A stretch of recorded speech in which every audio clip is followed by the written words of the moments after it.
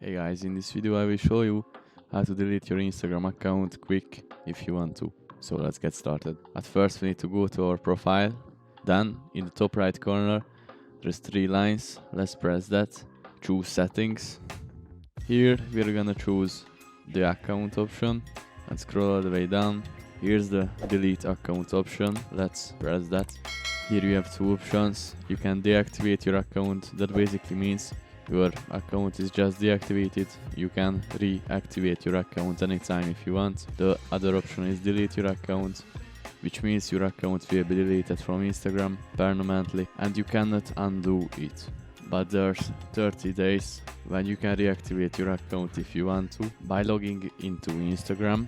My personal experience with this is better to deactivate your account than deleting, because if you want to reactivate your account anytime, then it's just one login. You don't need to create a new account. I hope it helped, guys.